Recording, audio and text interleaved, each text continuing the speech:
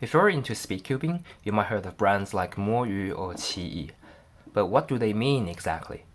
And how do you pronounce them in Mandarin? And why is there a capital letter in the middle of the word sometimes? Today I'm going to explain all of these. Before jumping into each brand, a quick intro on Chinese words. First, there are no white spaces between Chinese words in writing. A Chinese word looks like a painting in a block, which is made of many different strokes and patterns, unlike the limited 26 letters in English. For example, these two words are Moyu. This is how they look in writing. Second, every Chinese word has only one syllable. So as you might think, the first word is pronounced as mo, and the second word is yu. So that's why it looks like an English word with some capital letters in the middle, because they are actually multiple words. But if they are all in lowercase, we can still guess, and it looks more like English. Since I just used Moyu as an example, let me start with it. Its actual pronunciation is Mo Yu.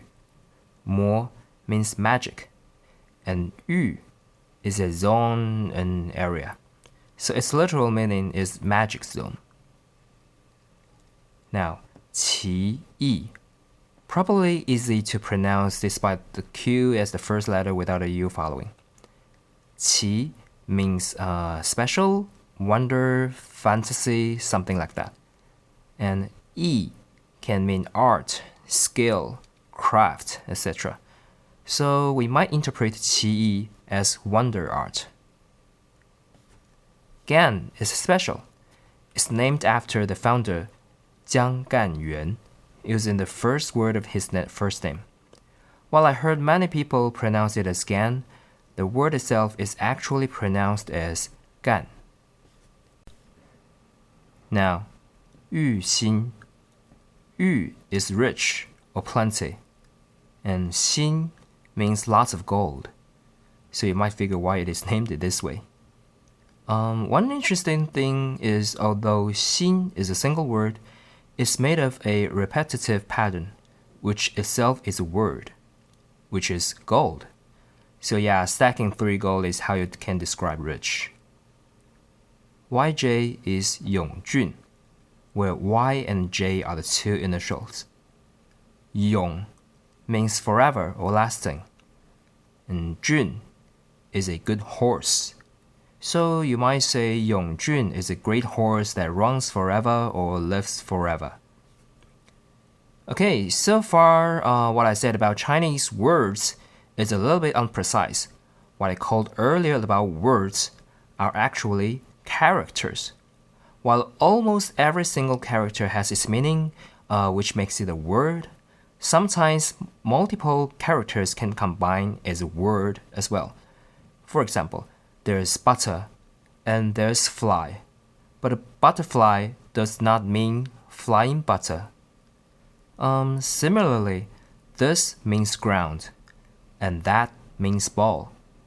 But when the two are written together, they are treated as a whole, which means the earth.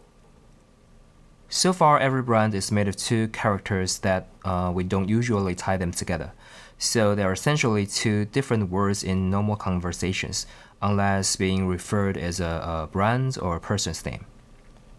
However, it's not the case for Dayan, or its pronunciation is Dayan. Da means big, and yen means wild goose. While the 2 are combined, it is a swan goose. It makes sense because it is a bigger goose. Last but not the least is Maru, which is known for its lube, nanocubes, and some 3x3 speedcubes. What's special is that Maru is not how the brand pronounced in Mandarin. It's Maru in Japanese. The pronunciation of the brand in Mandarin is Xiao Wan Hao. Japanese and Chinese share some words. In Japanese, they are called kanji. Usually they have different pronunciations and even meanings. The second word, wan, of the brand is an example. It's maru in Japanese, but wan in Mandarin. The literal meaning of Maru is circle shape or ball shape. However, it is often seen in names as well, and in this case, it's derived from the founder's nickname. Next time, when you see those brands, hope you get more feelings rather than just some bunch of random English letters. And I might introduce some cube models in the future. You're welcome to leave comments if you're especially interested in some of them. Stay safe and peace.